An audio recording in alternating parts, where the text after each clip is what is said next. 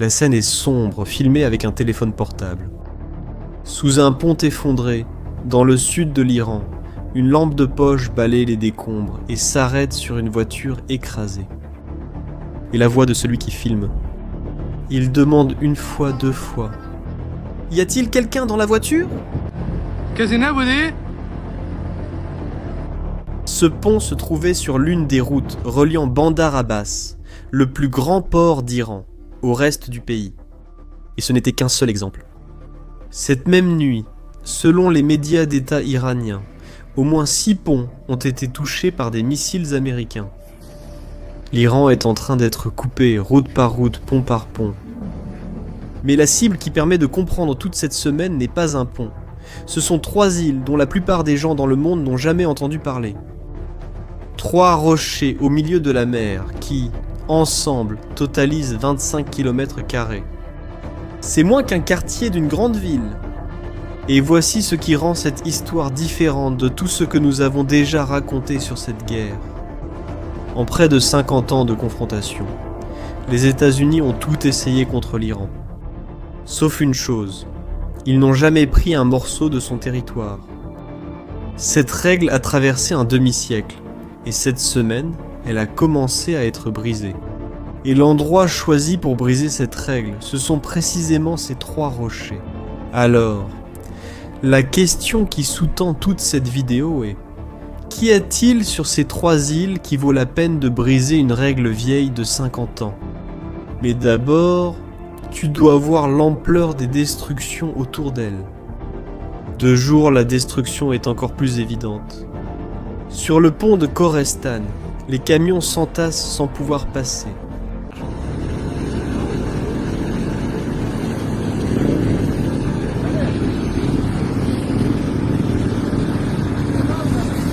Au fond du cratère, une voiture complètement calcinée. Une section entière de la chaussée n'existe tout simplement plus. Et les gens se débrouillent comme ils peuvent. Regarde ces images. Des voitures et des camions contournent par des pistes de terre improvisées, traversent le lit asséché de la rivière, soulèvent de la poussière parce qu'il n'y a plus de vraie route. Sur une autre route, celle qui relie Bandar Abbas à l'ouest de la province, le feu brûlait encore sur la chaussée quand quelqu'un a filmé. La route a été coupée dans les 2 sens. Et selon le narrateur des images, un chauffeur de camion est mort là.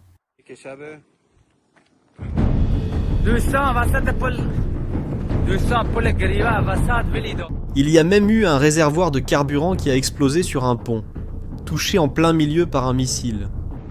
Le conducteur n'a pas survécu. Et la voix de celui qui filme répète un seul avertissement: que personne ne monte sur le pont.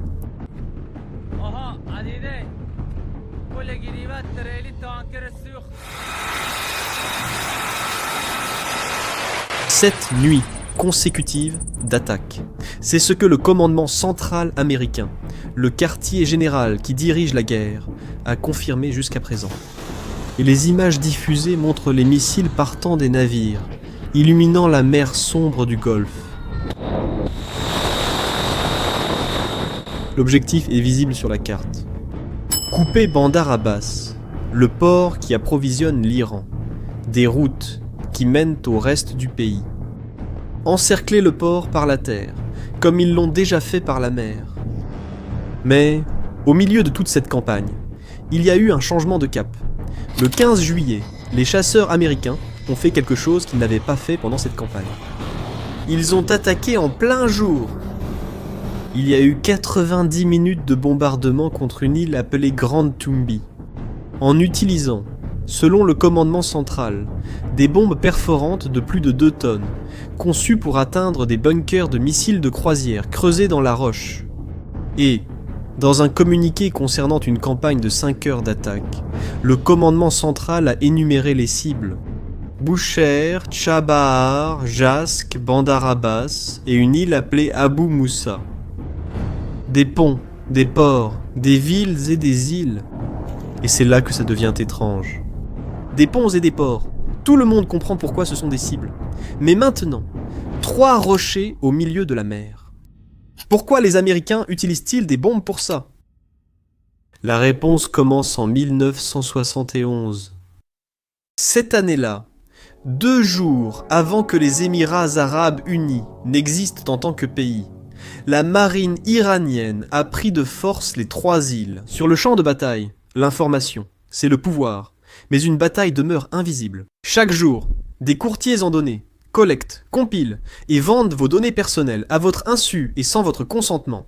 Notre sponsor du jour, Inconi, vous aide à l'effacer de centaines de bases de données en seulement quelques clics.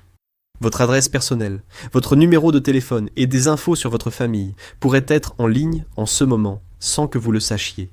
Cela peut entraîner des appels indésirables, des arnaques et des vols d'identité.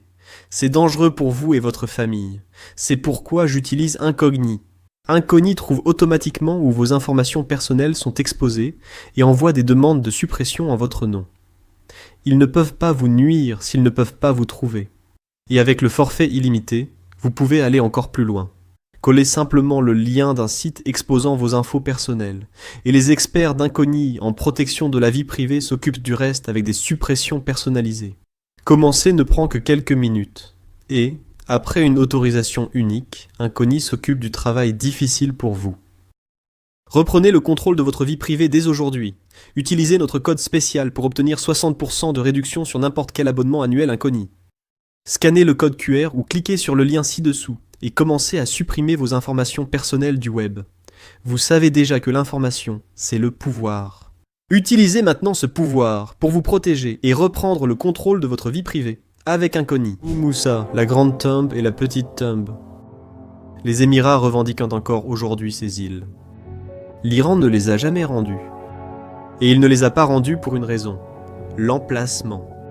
Les 3 îles se trouvent à l'entrée du détroit d'Ormuz, pratiquement sur la route par laquelle transite un 5e de tout le pétrole et gaz de la planète. Au cours des décennies suivantes, la garde révolutionnaire a transformé les îles en forteresses. Des missiles anti-navires pointés vers la route. Des systèmes de défense aérienne. Des essaims de vedettes rapides, prêtes à encercler tout navire qui passe. Et, selon le commandement central américain, un vaste réseau de bunkers souterrains. Autrement dit, l'île est creuse à l'intérieur, comme la montagne que nous avons montrée dans la dernière vidéo. À Abu Moussa, la plus grande d'entre elles, il y a même un petit village de civils. Une simple façade pour masquer une base militaire. Les officiers iraniens d'eux-mêmes donnent un surnom aux îles. Des porte-avions stationnaires et insubmersibles, et réfléchis à ce que cela signifie.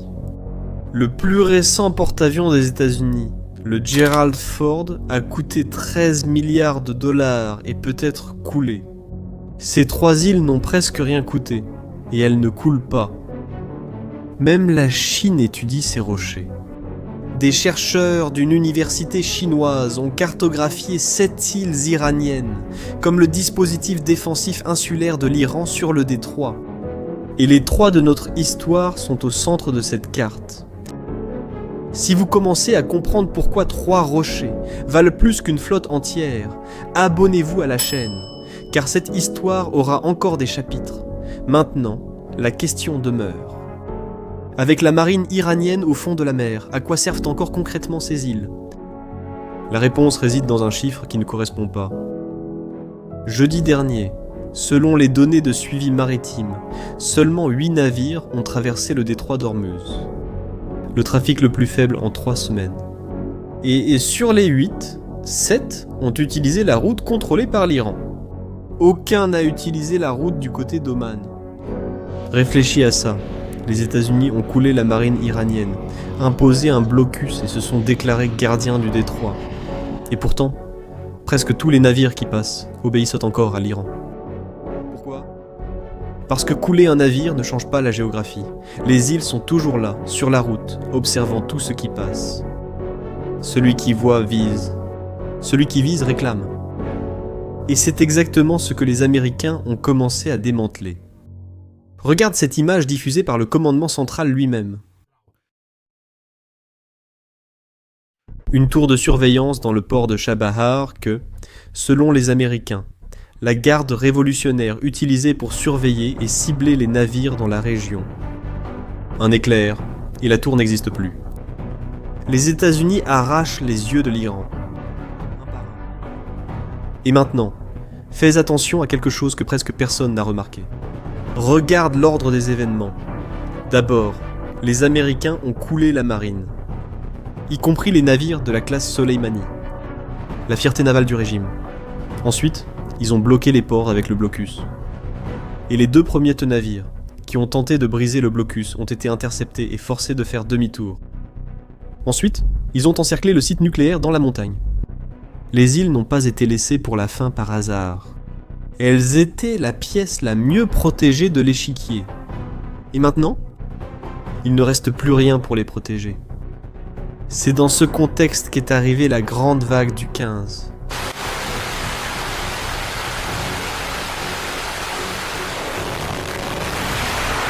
Centre de commandement, défense aérienne, missiles, drones, surveillance côtière. Tout cela dans la même nuit. Le commandement central a lui-même diffusé tout cela en vidéo. Mais le démantèlement des îles avait commencé plus tôt. Et cela a commencé par la tête. En mars, une frappe aérienne israélienne a frappé une réunion de commandants à Bandar Abbas. Parmi eux, l'amiral Ali Reza Tangsiri, le chef de la marine des gardiens de la Révolution. Et, selon les Israéliens, tout l'état-major naval était avec lui, y compris le chef du renseignement. Le ministre de la Défense d'Israël a annoncé la mort avec ces mots. L'homme directement responsable de la pose de mines et du blocage du détroit a été éliminé et tué. Et il y a un détail dans cette histoire qui semble tout droit sorti d'un scénario de cinéma. 1 an avant sa mort, Tangsiri avait publiquement déclaré sa stratégie. Notre approche tactique stipule que nous devons armer et rendre opérationnel ce groupe d'îles. L'homme qui a armé les îles a été traqué et tué. Et maintenant, les hangars, les dépôts et les bunkers qu'il a armés sont en train d'être détruits. Un par un. Les forteresses sont orphelines. Et un analyste militaire américain, ancien capitaine de la marine, a reconnu le schéma de ces bombardements. C'est exactement le type d'attaque que l'on mène avant une invasion amphibie. Et c'est ici que cette histoire rejoint le présent, et ce qui peut arriver à tout moment. Selon les autorités américaines, Trump a sur la table l'option d'envoyer des troupes terrestres pour prendre les îles. Et les pièces sont déjà en place. Le navire d'assaut américain Tripoli est arrivé dans la région avec 3500 marines et marins, ainsi que des chasseurs F-35 sur le pont. Le navire Boxer en a amené 2500 de plus, sans compter les parachutistes d'élite de l'armée américaine, des éléments de la célèbre 82e division aéroportée. Près de 7000 hommes supplémentaires, entraînés précisément pour cela. Débarquer depuis la mer et s'emparer du terrain. Si cet ordre est donné, ce sera la première fois dans l'histoire que les États-Unis prendront, au combat, un morceau de territoire iranien. Mais, sachant cela, un doute surgit. Pourquoi l'ordre n'a-t-il pas déjà été donné? Et les États-Unis ont appris la réponse à cette question à leurs dépens. Parce que prendre, c'est la partie facile. Tenir, c'est ça le problème. Les îles se trouvent à environ 70 km au large des côtes de l'Iran. Toute force d'occupation, selon les analystes, compterait environ 2000 hommes. Elles resteraient immobiles sur un rocher, à portée des drones et des missiles balistiques tirés depuis le continent. Les Américains le savent. C'est pourquoi le schéma se répète. Comme à la montagne, comme en montagne, quand le feu s'ouvrira, ce sera d'un seul coup. Pour terminer le travail. Et l'Iran ? Eh bien, l'Iran a réagi de la seule façon qu'il lui reste.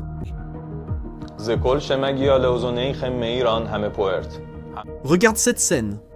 Un officier en uniforme des gardiens de la Révolution, à un pupitre, lit un communiqué adressé aux pays voisins. Le message. Le temps de la retenue est terminé. Les politiciens et les militaires du Golfe seraient, selon ces mots, sous le feu jour et nuit. Quelques jours plus tard, la garde est allée encore plus loin. Elle a menacé de couper les exportations d'énergie de toute la région avec une déclaration officielle. Les exportations de pétrole et de gaz de la région se feront soit pour tout le monde, soit pour personne. Et il ne s'est pas arrêté à la menace. Des missiles iraniens ont été lancés contre le Qatar, précisément le pays qui servait de médiateur pour la paix, ainsi que contre le Koweït, où une usine de dessalement a été endommagée. En d'autres termes, cela a mis en danger l'eau d'un pays en plein désert. Remarque le schéma, car il est identique à celui de nos 2 dernières vidéos.